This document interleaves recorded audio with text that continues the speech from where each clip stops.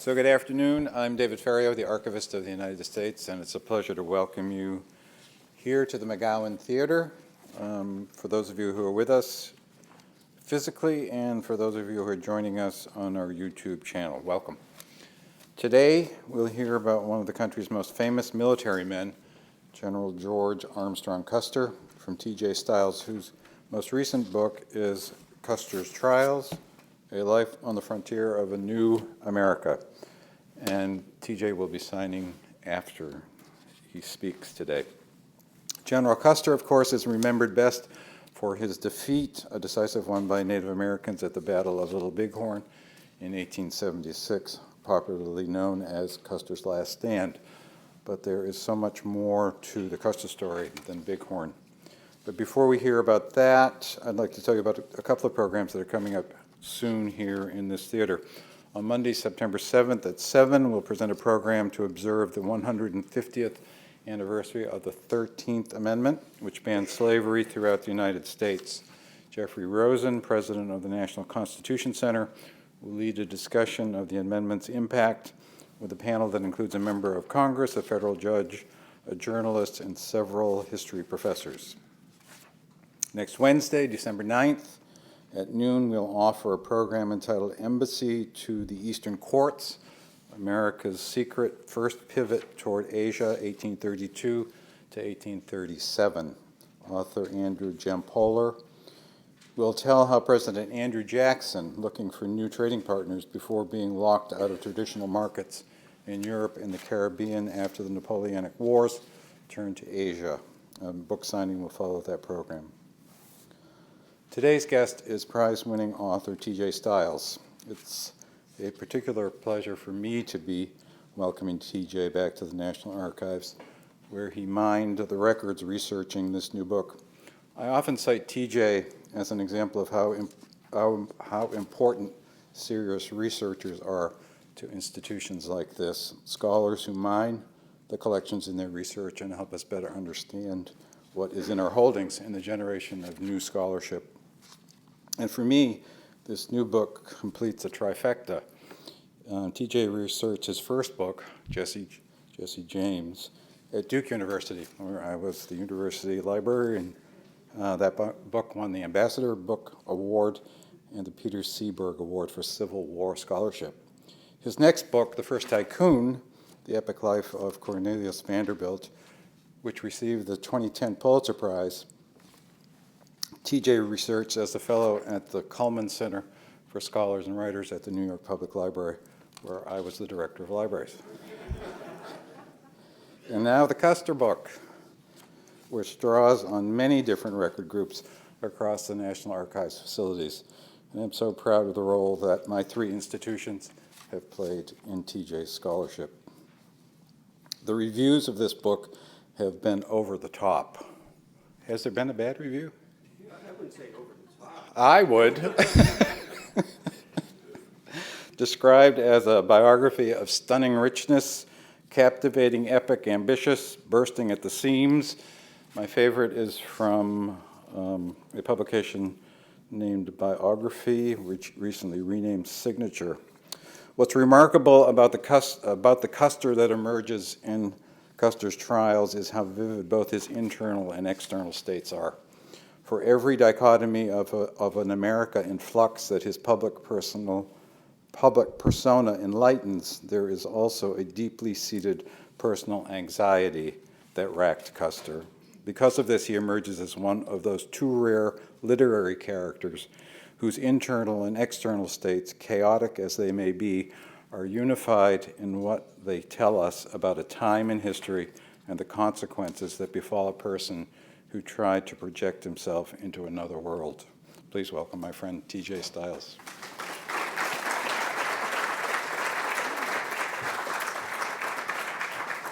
Thank you very much. It's a real honor and a pleasure to be here. And as the National Archivist has just said, you know, we've known each other for a number of years, and I am immensely pleased that he's in charge of the National Archives. He's a real professional, and it's a delight to be here. I want to start straight off with a letter which was written on October 12th, 1865, by Moses P. Hanson. Hanson was the surgeon of the 2nd Wisconsin Cavalry Regiment, and he was deployed in Hempstead, Texas, on occupation duty after the end of the Civil War. He wrote of a case that he had investigated personally and knew the facts of, and said that it had happened not 48 hours since, not 2 days previously. On October 10th, 2 days before he wrote the letter, a 9-year-old girl somehow crossed 23 miles of Texas countryside from a plantation into the town of Hempstead, where Hanson was posted. She had been held in slavery all of her life. And this was now 3 months after Juneteenth, the declaration of the Emancipation Proclamation in Texas, which had not been occupied by Union troops during the war itself. Yet she had still been held in de facto slavery. And like so many African American families, hers had been divided by slavery. Her mother, however, was just 23 miles away, an enormous distance for a 9-year-old girl, but still within reachable distance, living with a white woman, a Mrs. Godey, who lived in this village of Hempstead. So she crossed that distance somehow and managed to find her mother and reunite with her in Mrs. Godey's house. Soon afterwards, a 13-year-old boy showed up. His name was Willis Chambers. He was the son of the owners of the plantation and the people who had considered themselves the young girl's owner. And he declared, as Hanson wrote, that he had gotten orders from his mother to bring her, the girl, out of Hempstead or kill her. She refused to let go of her mother. He literally had to pry her off her mother and tied her hands behind her back.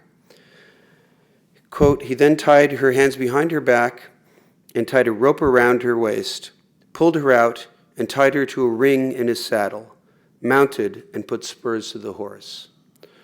As he dragged the girl, she fell down. Then the horse reacted to her falling by kicking her.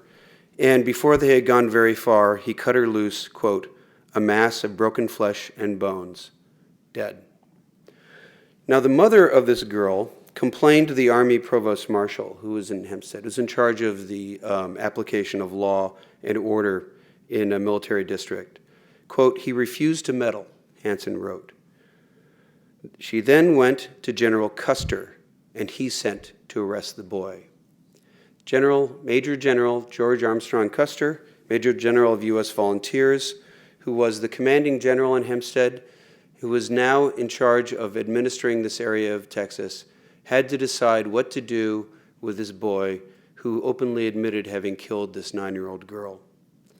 Now, Custer is one of the most controversial figures in American history. People love him and they hate him. These days, they tend to hate him more than love him. He was, in fact, notorious as well as a celebrity during his own lifetime. But whether you love Custer or hate him or have no particular opinion, we all envision him in a particular way, usually alone on a hilltop surrounded by his dead soldiers as Cheyenne and Lakota warriors circle around him as he fires off his last bullet and is slaughtered, along with more than 200 of his troops. This Custer is the one that lives in our imagination. He's a man of the West. He's a man who's eternally fighting Native Americans. He's someone who we can't really imagine anywhere else. Certainly we don't imagine him in an administrative role, not on a horse, not leading a charge into battle, but rather sitting behind a desk, administering justice, deciding a case of life and death in the aftermath of slavery in Texas. This is a letter that I found in the National Archives by doing something that historians should do, biographers should do, which is to try to think broadly, to try to go to collections that aren't obvious. Custer is one of the most researched people in American history, and I respect that research. There are people who've never published a thing who know details about Custer's life that I don't know. So it's a subject to be approached with humility, and it's not something that I want to make exaggerated claims about when it comes to my knowing more than anyone else or having discovered things no one's seen before. And yet, by approaching it with a different set of interests, a different set of priorities, I tried to put together a picture of Custer's life and his significance and his meaning for Americans at the time before he got to the Little Bighorn, before that enormous sun rises over his life and blinds us to everything that came before that stunning death of his, which was indeed significant. Why was it that Custer was a celebrity before he got there? Why was it that he was notorious before he got there? What was the meaning that Americans saw in him before he took on the meanings that we put upon him? This was the mission that I set for myself in writing this biography of Custer. And by going outside of the usual collections that people consult, I began to put that picture together. So here we have Custer as seen in a letter in the unregistered letters sent to the Assistant Commissioner of the Bureau of Freedmen and Refugees, Freedmen, and Abandoned Lands, the Freedmen's Bureau. It's not a place where people usually look for information about Custer. And yet, if we look at his life, we find that race, slavery, emancipation, and civil rights runs through his life, a major theme not only in his public role, but in the way he envisioned the world and in his private relationships. There's another aspect to Custer as well, one that's a little bit more familiar. That's Custer as the Army officer. And I want to come back to this case in a moment. But first I want to go back to other records from the National Archives that illuminate Custer. Now, many of these are very well known. He was a young boy from a poor background in Ohio who went off to West Point. Very lucky he got an appointment to West Point. There, as one of his classmates said, when he realized he could not lead the class academically, he decided to support it by providing a solid base. He graduated last in his class, but first in demerits. And what does that mean?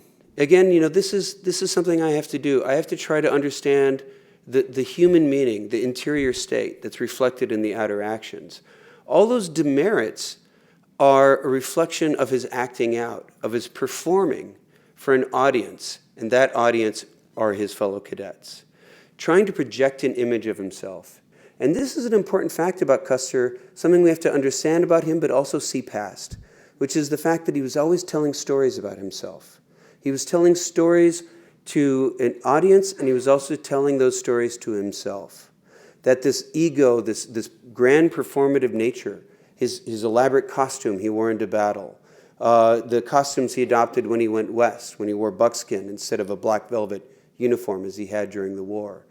This is telling a story to the public, and it's also creating one for himself, that he's not that obscure boy, the no one from nowhere, that in fact that he's someone who is great, who is performing on a historical stage, a man who is an antebellum romantic hero.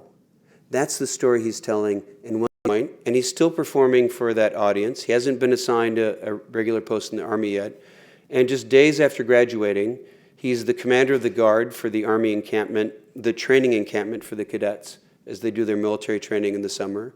And an upperclassman starts a fist fight with an underclassman, a plebe, and Custer's in charge. He's captain of the guard. He's supposed to arrest them. An army can't function with the soldiers fist fighting with each other at will. And instead he says, "Stand back, boys, let them have a fair fight." Well, nowadays that would be handled administratively, but this was something that he was court-martialed for, convicted. But Custer's luck came in, something that saved him again and again. The Civil War had broken out. He's terribly fearful that he'll miss the entire thing. And so he pleads for mercy, admits his guilt, pleads for mercy, and they take pity on him. They convict him, the court-martial convicts him, but they let him go off to war. There he finds a new audience. He's performing now for his superiors. He finds a mission. And suddenly the miscreant of West Point begins to perform extremely well. And there's something charming about him, something that's very hard to capture in the documents. He's got charisma, and his superiors are susceptible to it. So during the Peninsula Campaign, he's actually plucked from obscurity when he performs very well, taking part in a raid on a Confederate position that comes to the attention of General McClellan, puts him on his staff. Then now Custer is performing for General McClellan. He performs very well.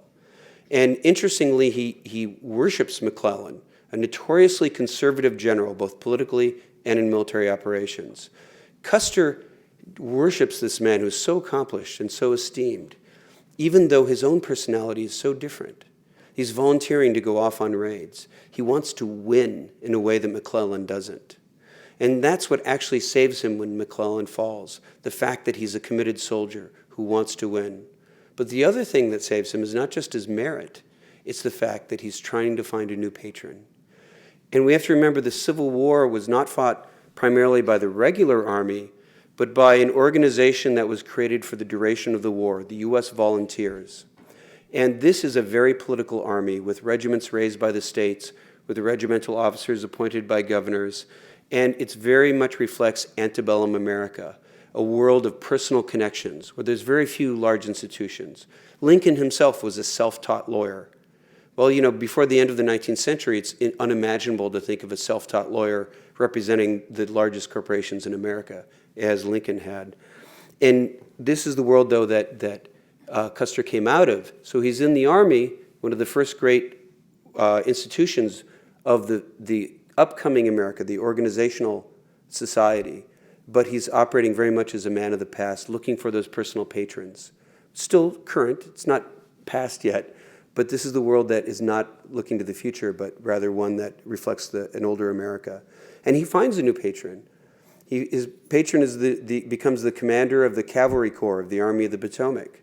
And when Lee invades the North, General Pleasanton, who picks Custer for his staff, gets a chance to appoint new brigade commanders. And he takes this 23-year-old cadet, lieutenant, who'd graduated last in his class, and makes him a brigadier general. And what happens? Custer performs exceptionally well. He goes practically straight to the Battle of Gettysburg. His men see him in this black velvet uniform with gold braid winding from cuff to elbow, and they think he's kind of ridiculous. I'd like to point out there were other generals who dressed like that. They were all Southern generals. And Custer himself he's a product of actually a border state culture. He had a Maryland-born father. He's from Southern Ohio. He has very much Southern affinities.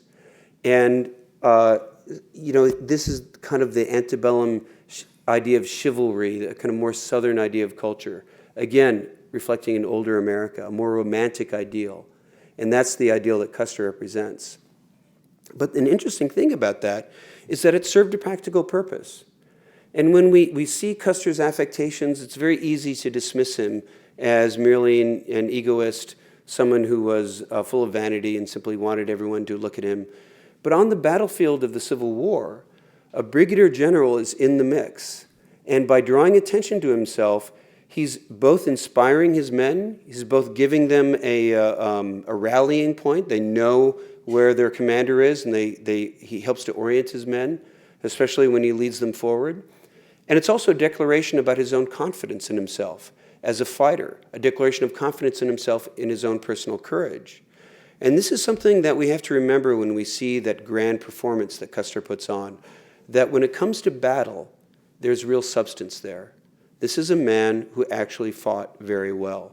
And he wasn't merely lucky, he wasn't merely impetuous, he actually was a real professional. And in all of the chaos of Custer's life, this is where we see him performing with confidence, with self-assurance, and with real professionalism. That's where he's in control of himself, is in battle. The problem for him is that in the future, the battles come fewer and fewer, farther and farther apart. But in the Civil War, they come thick and fast. And his men love him. They admire him. He may be the last American general to kill someone in a sword fight. And seeing their leader actually fighting, and fighting well, not just bravely, but with personal skill, this is something that his men absolutely love. One of his soldiers says, I saw General Custer plunge his saber into the belly of a rebel who's trying to kill him. You can imagine how hard men fight for a general who's that brave. So, this is something that can seem, difficult or repugnant or ridiculous to a modern mind, but to that mind that comes out of antebellum America, in a world in which the Civil War is crushing gallantry. It's crushing individual heroics under the massive firepower. Custer is in this little slice of the Civil War, cavalrymen fighting other cavalrymen, in which old-fashioned gallantry actually still serves a practical purpose, in which that romantic image actually lives on and allows him to succeed. And for that reason, he becomes extremely popular. He didn't just win battles, he did it in a way that captures an older idea of America that people felt was slipping away. You know, at the same time that he's leading a gallant charge against a Confederate charge on horseback and fighting with a sword, at that very moment, Pickett was leading the massed infantry attack, Confederate infantry attack, on the third day of the Battle of Gettysburg. And what happened? Massed rifle fire and massed artillery fire wiped them out. They died by the thousands. And they went forward with all the traditional martial values, those traditional virtues, you know, neatly lined up with their flags in front of them, and they were crushed. Individual heroics are being wiped out. So the Civil War gives rise to Ambrose Bierce, one of the darkest American writers, who came out of the infantry fighting of the Civil War, convinced that death comes from everyone at random, sometimes playing cruel practical jokes on human beings. You have Oliver Wendell Holmes, whose idealism bled out of him through the bullet hole through his neck at Antietam, who comes out and becomes one of the great realists of American law. You have people who didn't fight, like Mark Twain and Henry Adams, who have a much darker, more ironic sensibility. Or Henry Adams's brother, who's a now forgotten, but at the time very important 19th century intellectual, who fought in the cavalry and who developed a much darker and more cynical worldview as a result. But Custer is an outlier. He's a man who actually has all of his illusions reinforced by the Civil War. And this is important to remember. And yet, in the National Archives, by looking beyond just the battle records, we see Custer in another role, which is the institutional man, the organizational man. And the record is full of reprimands from his superiors, especially General Kilpatrick. Custer, for example, would go over the head of his division commander to appeal directly to Pleasanton, his patron. And he's getting written reprimands saying, you are supposed to go through the chain of command. Don't go around your division commander. He loves his old friends from West Point who are now on the other side. And he's constantly calling truces to go socialize with his pals on the enemy side. And, you know, Kilpatrick is saying, you've been told before, you are not to fraternize with the enemy. They are the enemy. We're having a war. And this is something Custer is constantly, being told not to do. And this is a theme that runs throughout his life. His difficulty as functioning as a member of a hierarchical organization, in a sense as a member of a bureaucracy or a large institution, dealing with chains of command, dealing with the institutional requirements, being able to manage subordinates, and being able to meet his duties as they're required by superiors. And that's something that comes up later on that I'll get to in a moment. He also confronts in the Civil War the true meaning of the Civil War. After the Battle of Gettysburg and during the pursuit, when finally the fighting dies down, he goes to a contraband camp, as the Union Army called escaped slaves, before the Emancipation Proclamation to justify not returning escaped slaves to Southern slaveholders. They said they're contraband of war. And that became the nickname for escaped slaves, contrabands. And he found a young woman who was just a teenager, whose name was Eliza Brown. And Eliza Brown had worked on a large farm, not quite a plantation, slaveholding farm in Northern Virginia. And she had managed to work inside the master's house. She had been a cook and domestic servant. And she escaped, and Custer found her, and he hired her to be his personal cook. Well, what happened is that Eliza Brown wasn't merely a cook. She wasn't merely a servant. She was someone who both believed in the cause. As she said later on, not everyone who fought carried a musket. And she also saw the possibilities for her as someone who had never had personal safety, someone who had never had any authority within the larger world outside of the slave quarters. She seizes this opportunity as the personal servant and cook to the general who's in command of her brigade. And she begins to trade information. She literally butters up biscuits for couriers and visitors from higher level headquarters and other units, and she squeezes information out of them, which she spreads. She becomes a figure of trust within the brigade. Soldiers would come to her and leave her money and valuables and ask her to intercede with Custer for their special requests. She builds her own patronage network, distributing food out of the general's mess to other contrabands. So this is someone who sees an opportunity, and she seizes it. But what happens? Custer gets married to a remarkable woman, well-educated, very intelligent, very charming woman named Libby Bacon, becomes Libby Custer. And she goes to the front, and she finds there's already a woman in her husband's house who's running things. Now, even though with a cook and a servant, she wasn't expected to do the work, Libby was supposed to be in charge of the domestic affairs. That's the narrow slice of authority women were allowed by 19th century society. And she finds this young black woman who's got control of it already. And Eliza Brown does not want to give up that authority. So Eliza Brown, though, her number one survival adaptation in her life is being able to deal with white people who have all the outward power. And she very adroitly develops a relationship with Libby Custer, where she takes care of her, she curries favor with her, she builds her up as an ally, and yet she very adroitly keeps her out of the kitchen. And Libby Custer, in her memoir, she comes up with various excuses for this. Oh, I didn't know anything about dishwater, or, the general forbade me to do anything in the kitchen. And it was an attempt to explain away the fact that she was being outmaneuvered by this young black woman. And over time, there becomes more and more of a power struggle as Libby Custer realizes that this narrow slice of authority is being denied to her by a woman who's much more adroit in this relationship than she is. And the tension begins to build. That tension comes to a head, not to a final head, but it comes to an early climax in Louisiana and Texas, where Custer is deployed at the end of the Civil War. He was now a national hero. He had played a key role in major victories in Virginia in 1864 and in 1865. And he follows Sheridan, his new patron, the commander of the Cavalry Corps after Pleasanton in the Army of the Potomac. And Sheridan goes to Texas to occupy a state that had not been occupied before. And Eliza Brown tries to educate the Custers about the impact of slavery. She takes them into the slave quarters. She introduces them to people who've got the scars of hundreds of whippings on their back. Custer is moved by it. He has a lot of respect for Eliza Brown. And he writes to his father-in-law, the nation will always owe a debt of gratitude to the Civil War for ending this terrible scourge of slavery. And yet, when he is in Louisiana and Texas, he feels the need to cultivate the local elites.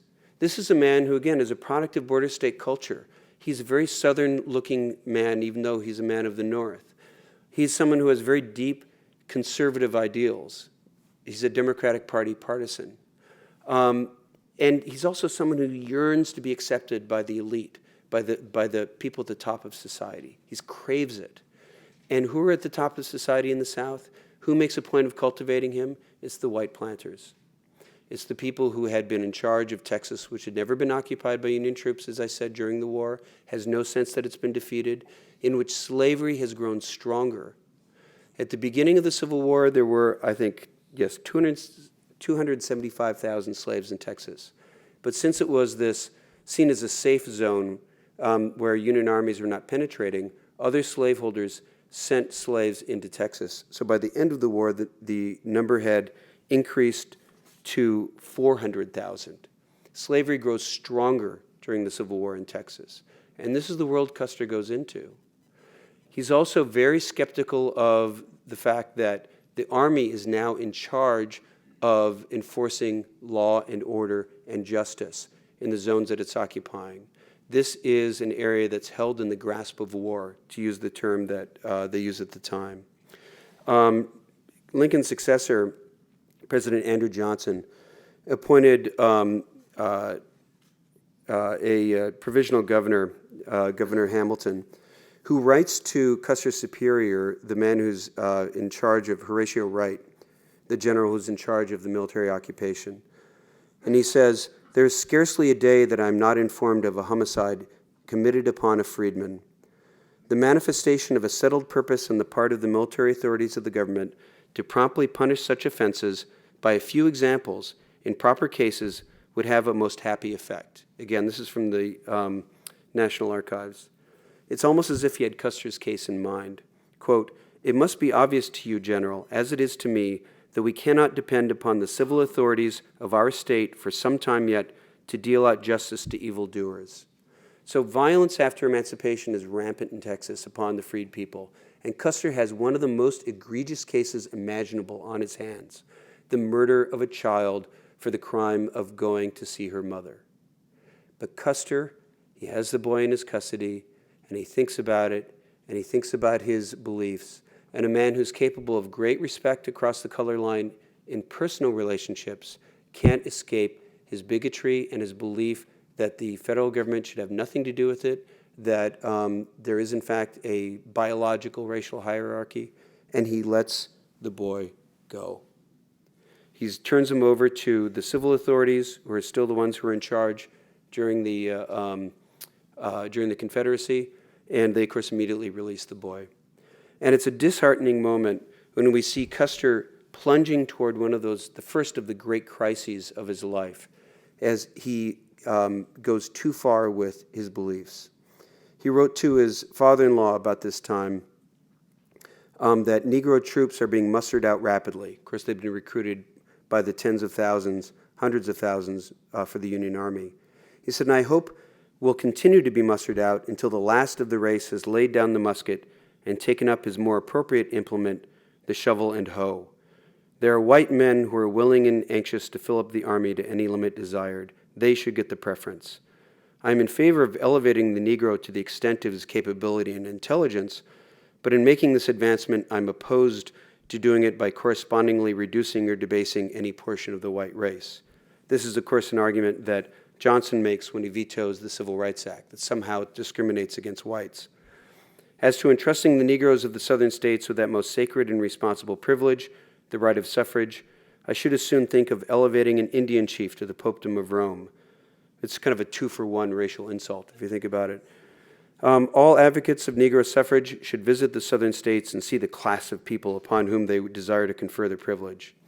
You know, this is a moment when the idea of political equality is being talked about, in which the 14th Amendment is being drafted, in which the idea of not simply that African Americans should be free, but they should be a part of the American polity is now in play, and Custer is opposed to it. Now, a lot of Army officers felt that way, and if Custer had simply left it at that, it would have been one thing, but he didn't. He returns from Texas, testifies before the Joint Committee on Reconstruction, actually quite honestly about the violence in Texas inflicted upon the freed people, about how the former Confederates are not willing to surrender in spirit, even if they have it technically.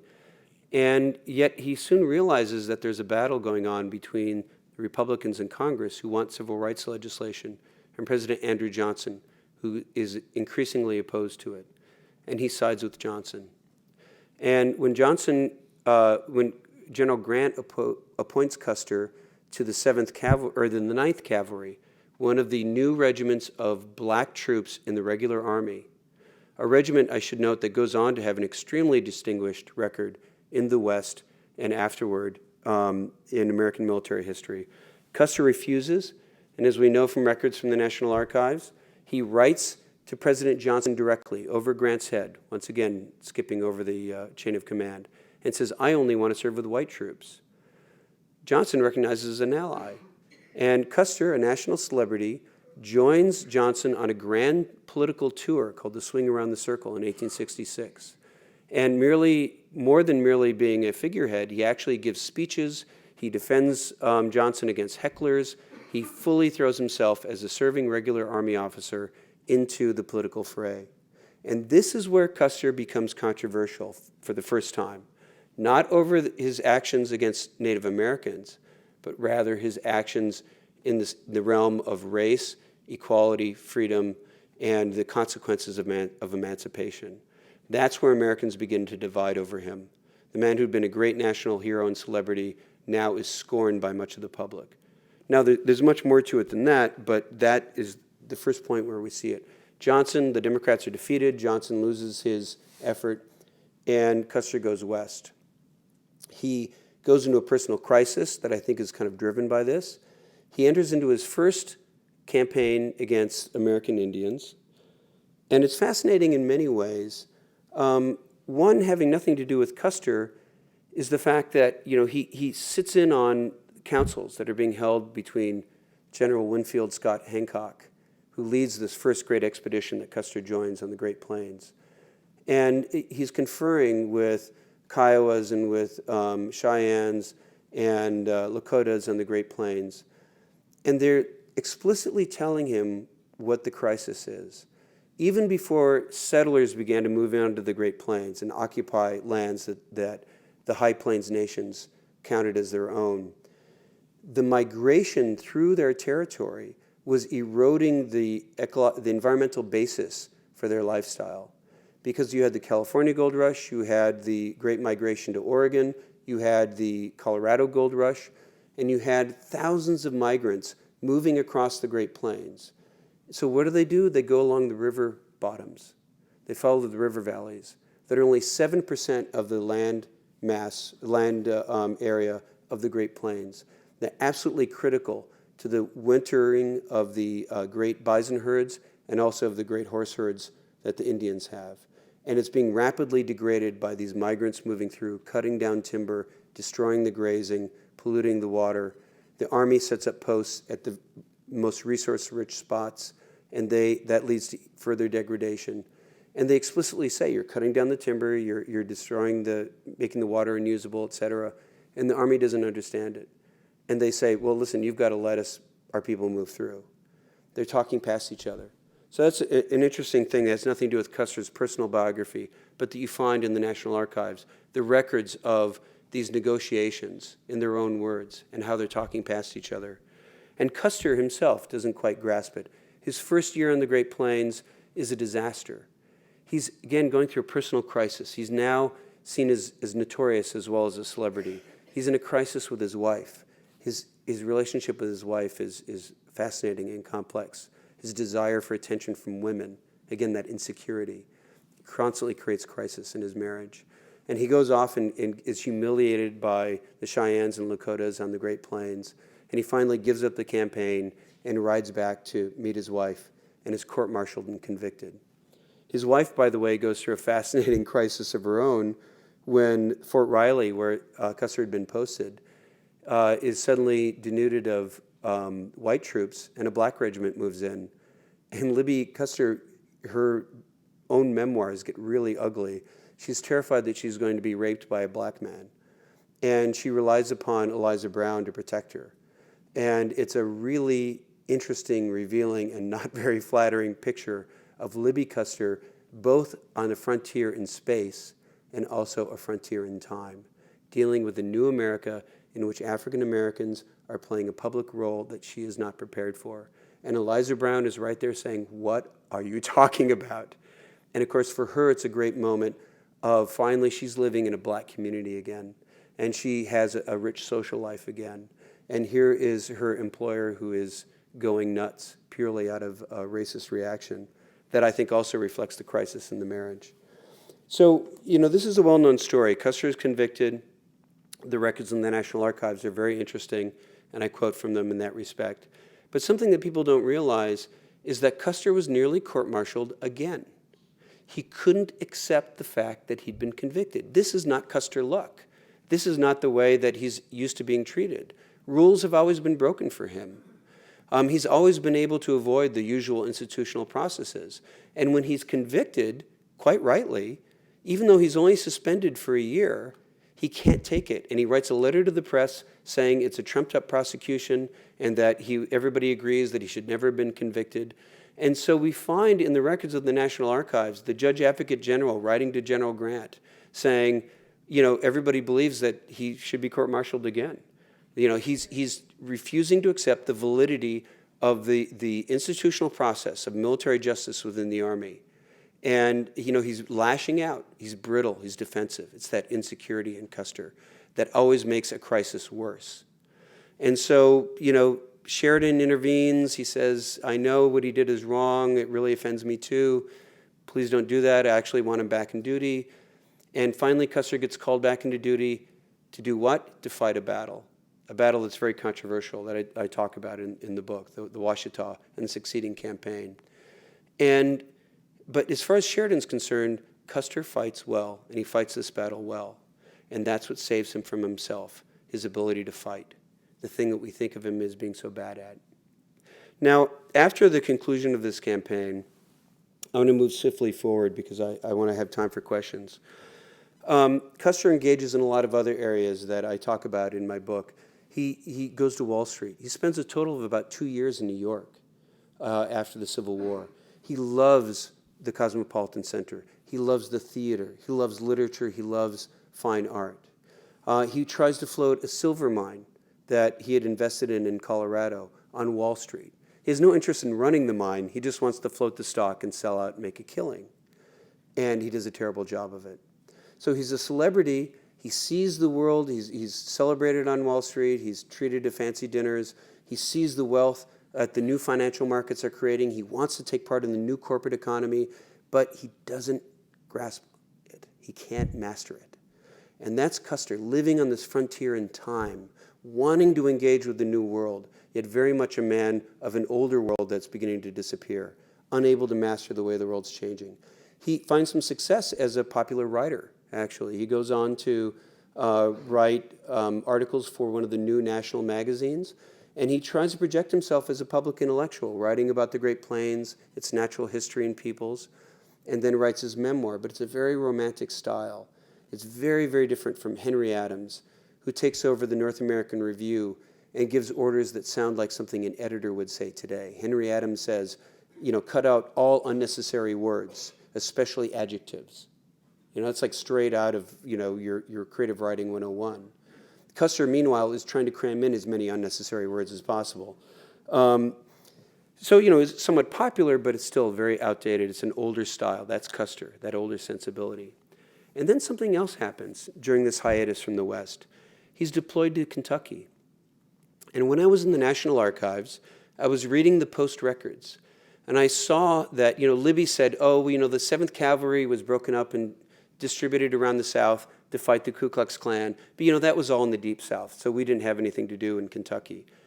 Well, I saw that his men were being detailed constantly, 2 or 3 at a time, to aid the assistant U.S. Marshal in going on arrest raids. And I thought, what is he doing? And so I asked an archivist, I said, where are the records I could find of the U.S. Marshal? He said, why don't you try Archives 2 in College Park and look into the U.S. Attorney's records. So I looked into it, and I found, in fact, that there was a massive offensive being carried out by the Department of Justice, which itself was new, against the Ku Klux Klan in Kentucky. That, in fact, Klan violence in Kentucky in the early 1870s was rampant. It was rife. And you had a government that was not, state government that was not covered by the Reconstruction Acts, like the Deep South was. So the actual governmental apparatus of Kentucky was in league with the Ku Klux Klan. And so there's rampant violence going on, murders taking place, and Custer wants nothing to do with it. He wrote a report, a sarcastic report. He was very unhappy at the time, where he was asked to report on his little post that he commanded in Elizabethtown, Kentucky.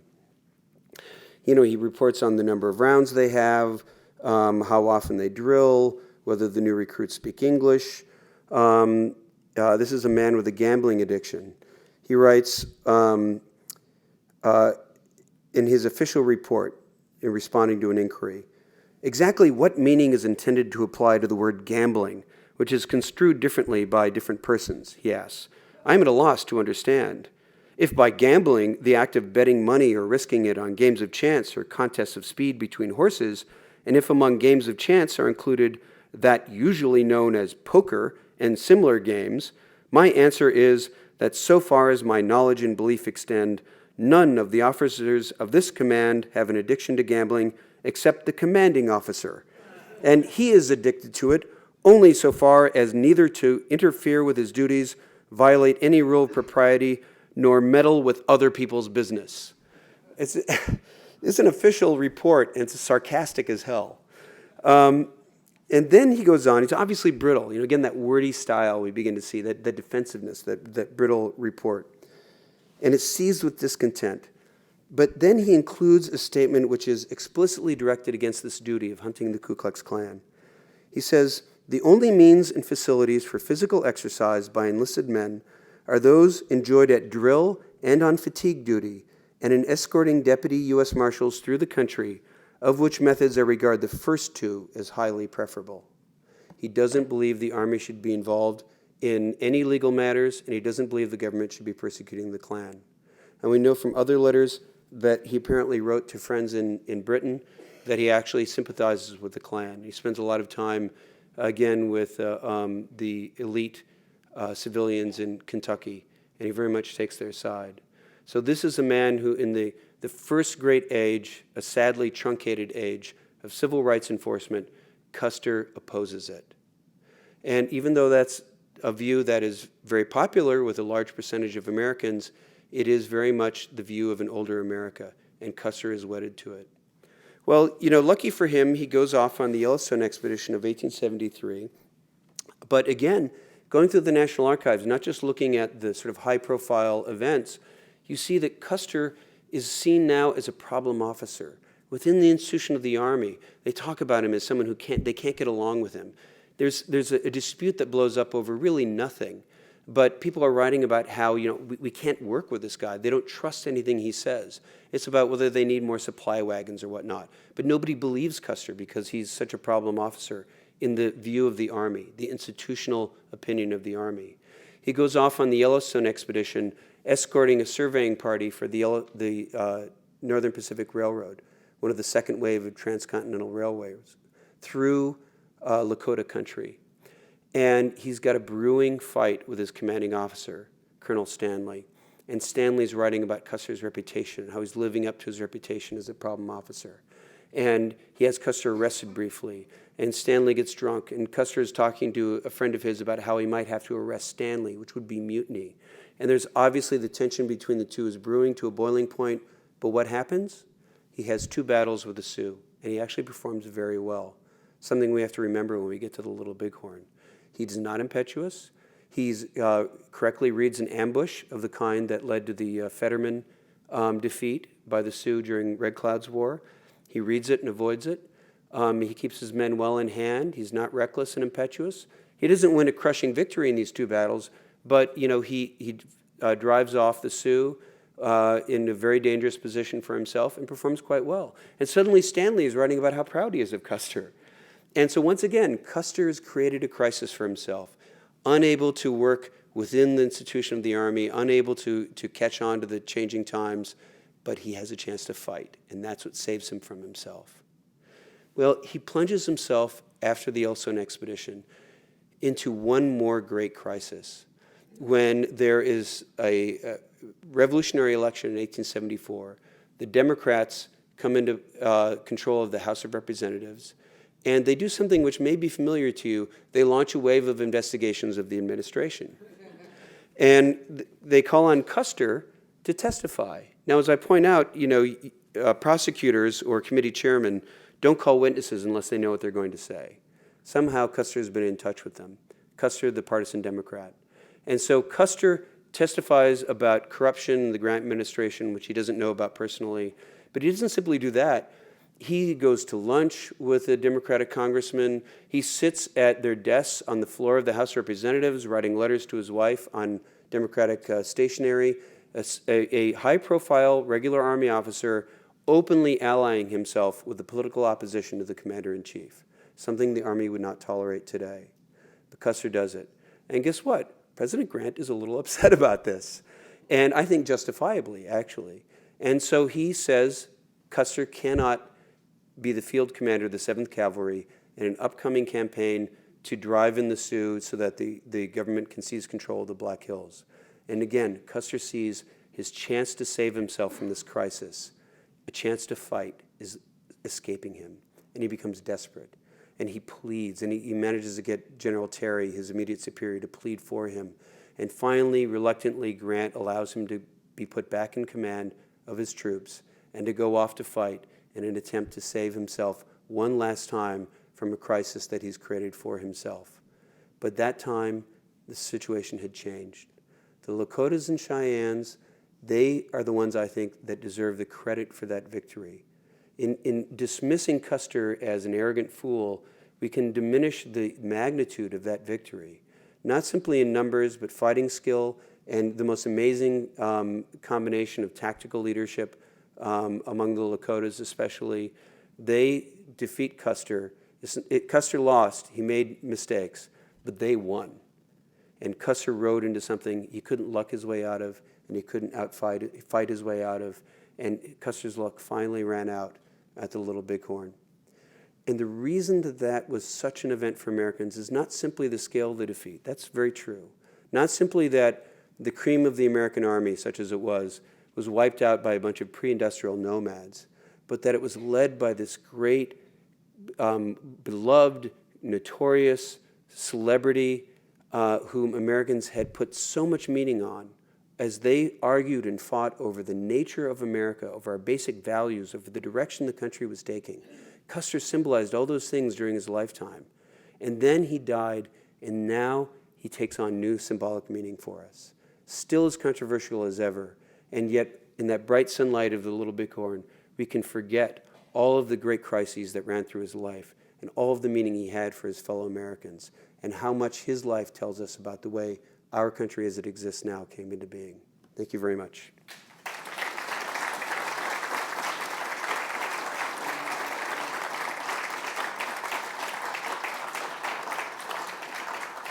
Now, if you have any questions, and if you don't, then I'll just keep talking for another 15 minutes. There are 2 microphones on the side, and please feel free to come up and ask, even if it's completely unrelated to anything I've said so far.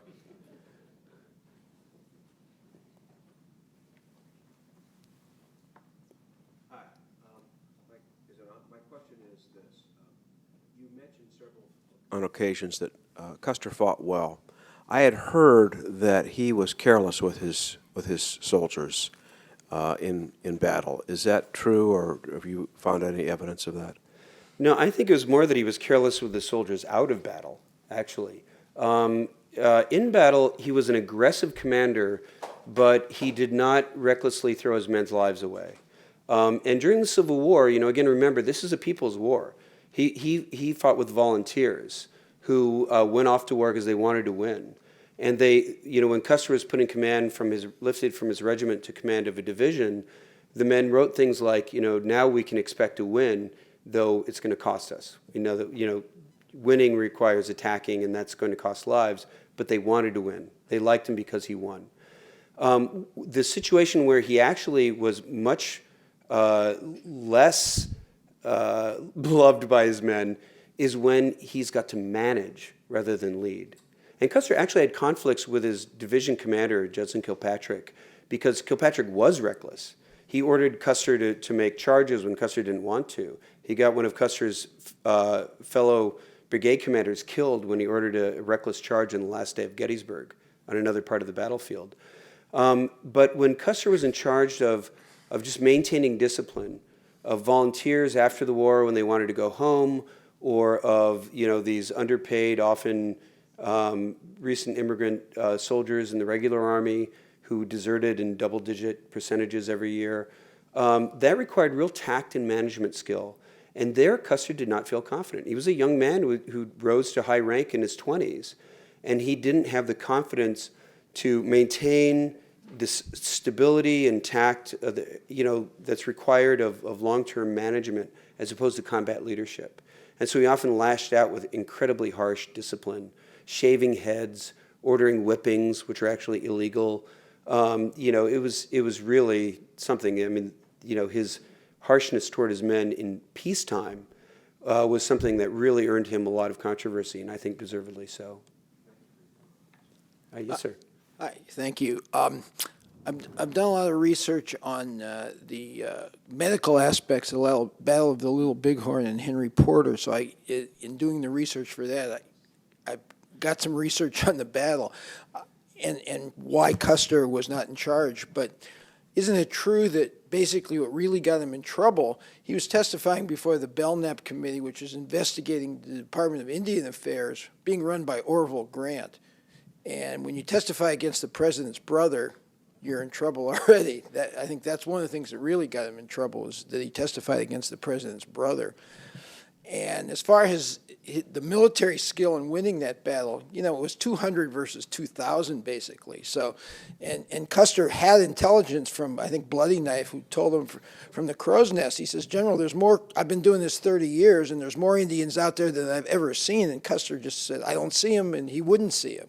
So I think he blinded himself to what he was facing. So he thought he was attacking the end of the Indian village, and he was attacking the middle.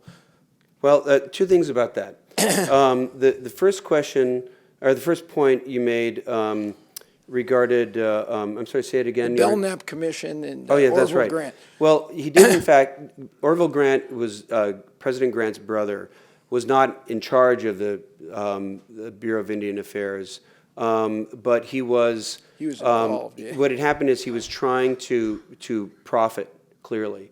And in fact, as his great biographer William McFeely points out, Grant more than one time had to reprimand Orville because he was trying to profit off his connection with Grant.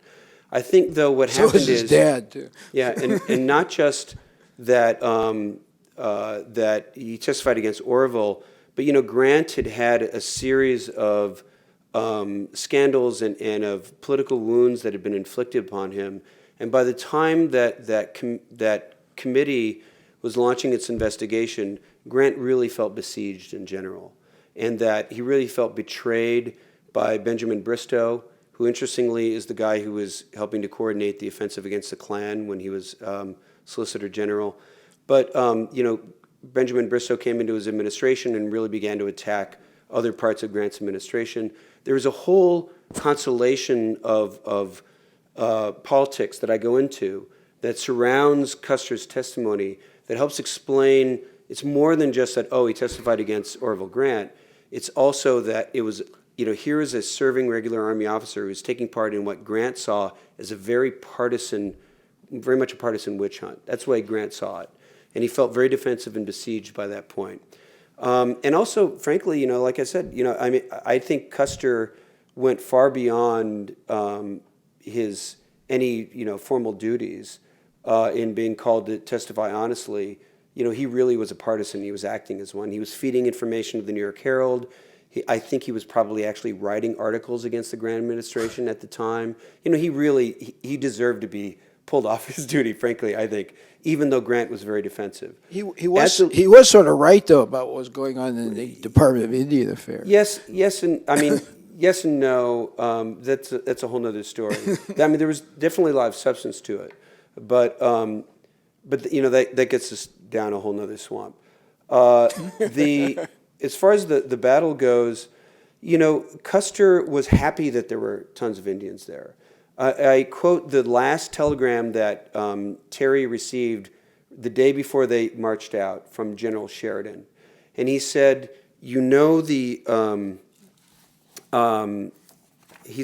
Sheridan said, your column, I believe, to be equal to any number of Indians that it may run into. Let's see, I can quote it exactly here.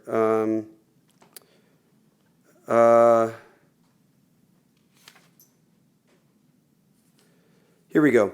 He says to Terry, General Sheridan, you must rely on the ability of your own column for your best success. I believe it to be fully equal to all the Sioux which can be brought against it, and only hope they will hold fast to meet it. You know the impossibility of any large number of Indians keeping together as a hostile body for even 1 week. So, when they were a huge number of Indians, they also have to remember that it was at a population center. It was a village. And so all of Custer's experience, they would be frantic to defend their non-combatants. And so he wanted to reach them before they escaped. That was the big concern. Oh, no, yeah. And so And so, in fact, Bloody Knife said when the translator testified at the Reno Court of Inquiry, which I quote, he said Custer wants to make sure you don't let go of any trails, even the small ones, because he wanted to make sure he got everyone. He said, "Oh, he'll find plenty of Sioux. Believe me, you won't have to worry about that." So yeah, Custer was warned, but he didn't really believe that it would be more than they could handle, and no one in the Army believed that there would be more than he could handle. Yeah, but he reduces his strength. If he had held his regiment together and just kind Yes. of attacked in one mass, I think probably he would have had a defeat like Crook had at the Rosebud Yeah. shortly before. They would have been a standoff at best, and they would have had to retreat. But he might have survived. I don't want to take too much time, but do you think he did that just because he didn't want Reno and Benteen to get any glory, and he No. wanted- I think that he thought it was best so they could not escape, and so that he could carry out a two-prong attack. I think that's why he divided up his men. And I think that's very. It makes sense in light of a lot of his other experience as an Indian fighter. He clearly made a mistake. He underestimated the enemy. But it's not like it was some craziness. Like people say, was he crazy? Was there some wild emotional state? No, I mean, he acted logically according to his past experience, and his past experience did not apply in this case. And he didn't realize that. Yes, sir. Well, since the battle was going to be my question, I'll give you a different one. What happens to the marriage? Oh, well, but what's interesting about the marriage is that, there's a letter that is known by historians that I sort of highlight in a slightly different way. In 1869, there was yet another crisis in the Custer marriage, and Custer wrote to his wife a very distraught letter. He'd gone off yet again to New York without her, and he wrote back and said, I can barely write this letter because my eyes are filled with tears. They'd had a huge fight at the Southern Hotel in St. Louis, and what happens is that Custer has created yet another crisis in his marriage by gambling and by his dalliances with other women, and to the extent whether they were affairs, for the most part, whether they were affairs or merely extreme flirtations, it's hard to say. There's very good evidence that he actually slept with a Southern Cheyenne woman who was a captive taken at the Washita, usually referred to as Montecita. And there's good evidence that he actually was sleeping with her. And Libby was, interestingly, particularly interested to meet this young woman when she showed up at the camp. Libby is dealing with the fact that her needy husband wants female attention, and he's also a gambling addict, and they have a huge fight over it. And in this letter, he says, my eyes are filled with tears. I know I used a profane word with you at the Southern Hotel. You tell me I can't reform myself and stop gambling, but I tell you I can.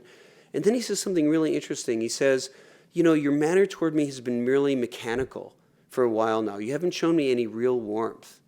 And I know that you used to feel, sincerely love me. I know you used to feel that way, and I'm desperate for you to feel that way again. So this is a guy who, all of his flaws are creating crises in his marriage, and yet the letter reflects the fact that he's also emotionally attuned to his wife, and that he needs her desperately, and she needs him as well. And there's real passion in their marriage, and real sexual passion. I mean, there's real. The letters they wrote to each other really totally belie the stereotype of Victorian ideas about sexuality and intimacy. They're very sexually intimate. They're very, he has to reprimand her during the Civil War for filling her letters with sexual double entendres because, a couple of times his letters got captured by the Confederates who had great fun with him. And so, this passion and the sensitivity they had that he had toward her is the other side of his personal flaws. It's why she takes him back.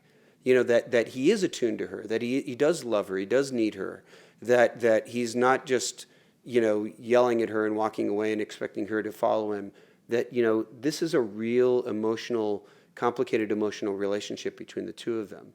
And that was a real part of the point of writing this book is, with Custer, even though he's so well written about, there's so much material that really gets at his interior state and that also bring the women in his life to the foreground and their relationships with each other in a way that's often very difficult in the 19th century.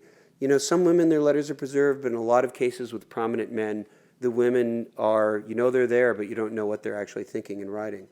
Libby Custer is not only a really good memoirist, but she saved everything. She you know, produced volumes of letters herself. And so the amount of information about them and their intimate relationship and the relationship between Libby and Eliza Brown and other people is very much a part of the book. So what happens is when he dies, she finds out that he left her with a $9,000 debt from his gambling on the stock market. As I point out, that's larger than the annual salaries of the presidents of the nation's largest corporations. It's a big debt. And also, she has to fight with his life insurance company because he'd gone out on the Great Plains at the end of May and he didn't pay his June premium. And they said, well, he didn't pay his June premium, so it's invalid.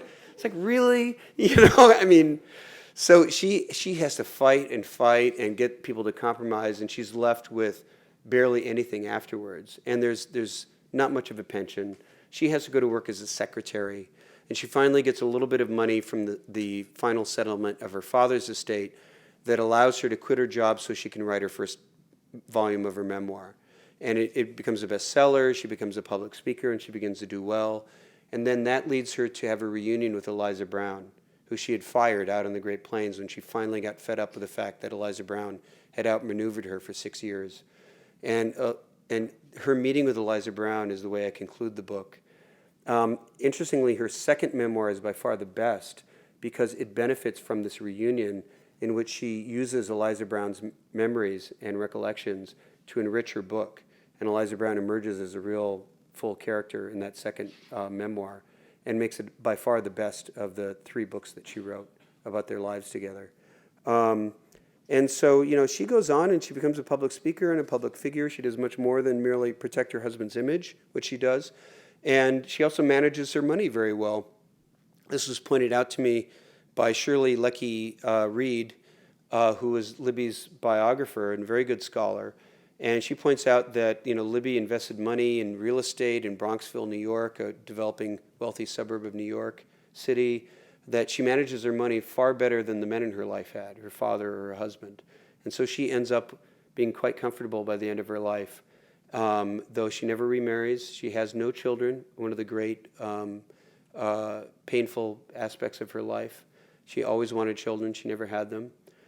Historians suspect that Custer himself was probably infertile because he got gonorrhea at West Point.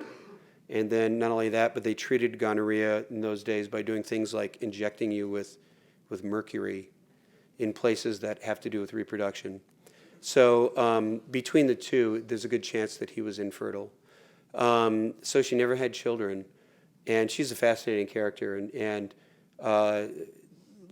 Shirley Leckie, the book is out under her previous name. Shirley Leckie really wrote a good book that's worth, if you're interested in her, is really the book to go to. Any other questions? Okay, thank you very much.